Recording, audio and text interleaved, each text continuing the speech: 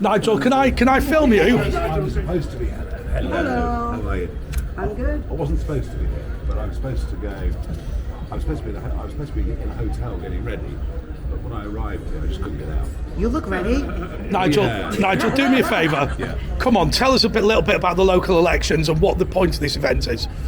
Well, the 1st of May is the first big electoral test since the general election, albeit not as big as it ought to be, because the vote's been cancelled for 5.5 million people, which I'm pretty blooming angry about, especially when counties like Essex have been taken off. By the way, for no good reason at all.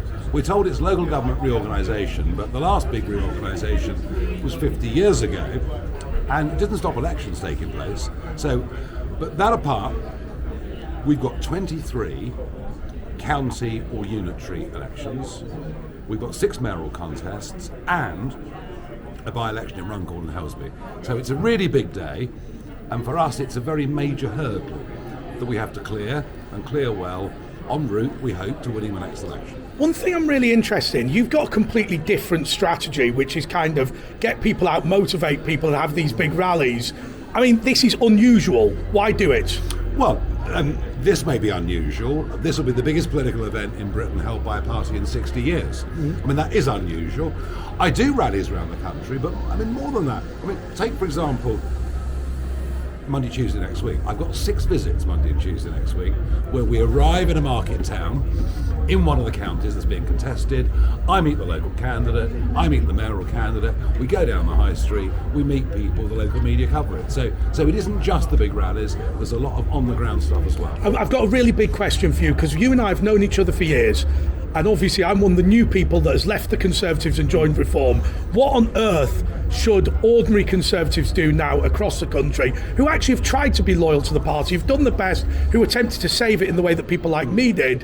What's your message to them now? Well, look, you may have been loyal to the Conservative Party, but ask yourself a question, has it been loyal to you? And I think the answer is quite a big no. And I think you're going to see some quite big swathes of the country where it'll be obvious that Reform is so far ahead of the Conservatives that it is the only viable option to Labour. But the big question that I've got, Nigel, is can you fix it? Well, yes, you can. I'll tell you what, show us. I won't say Jim will fix it, because that'll get me in real trouble. Don't say that. Do us a favour, Nigel. Talk us through the set. So, come on, let's walk over. We have, in this corner here, we have bins and rubbish. That's because Birmingham City Council are bust. The bins are piling up all over Birmingham. Rats are everywhere. And in the bins, there are some choice items. We've got Rachel Reeves's CV. We've got Lee Anderson's BBC licence fee. And that's a bit of fun. Then on the back right, you've got a pub, a closed-up pub. Yes. Very symbolic of what's happening all over the country, and let alone what's going to come in from April the 1st with the NIC changes, etc. Then you have a cinema. We've got some great feature films that are on, featuring the recent MP for Runcorn, who's a villain, etc. Over there's a bus stop. The bus is the bus to heading south, the bus to Broken Britain, numbers 1997, 2010 and 2024. So there's a lot of thought, and scattered around. So you'll see that sign there with 62,000. Yes. That's the number of potholes in Nottinghamshire. So look, what's the plan? Look, this is for my YouTube channel. I want you to be the next Prime Minister. I've been quite open about that. How do we get there? Well, that's why May the 1st matters so much. Showing on May the 1st that our rise in the polls over the last 9 months, since the last general election, to show that it's real and to show that it's not virtual. So it is a big moment for us. I think we could do very well in some of these counties, very, very well. How nervous do you get? Me? He doesn't get nervous. Oh, come on, look at it. Look at it. It's like being Take That. You know, He's spoken at Trump rallies, which are pretty big. Yeah, I'm excited about it. I'm excited about it. Am I nervous? I'm thoughtful. And what about the election? Nervous about that, and also nervous about the prospect of having to build. And I know there's been criticism. I'm not going to dwell on it. Building a whole party to get into government in 4 years' time, it's going to be a hard job. Well, yes, but I mean, very large chunk. Can't be worse than them. a very large chunk of what I'm going to say at the start was look what we've done in a short space of time. 28th of March last year, this party had 25,000 paid-up members. It's now got 220,000. 28th of March last year, we had no formal branches. Now we got 400. I mean, I could go on a list as long as you run.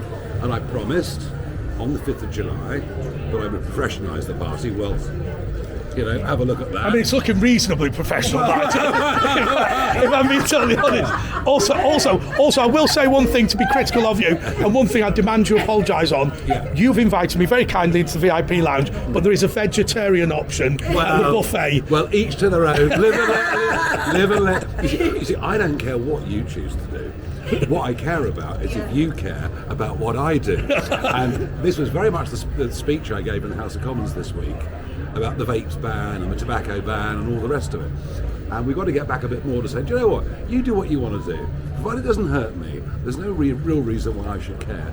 And I'd like to see a bit of a reintroduction of that kind of... You know. Now, I'm going to ask you a bit of a... Not a tough question, but a bit of an annoying question. You can't become Prime Minister without a large number of councillors this time, can you? We need to prove that we can win council seats. And the old Lib Dem model under the Paddy Ashdown days, when they grew and grew and grew through the 90s, was they'd never win a seat in Parliament until first they had a base of local councillors. So yes, this is very, very important. Nigel, good luck. Honestly, what I'm going to do, hold this, Gary. It's to celebrate my membership. I'm going to give you a hug.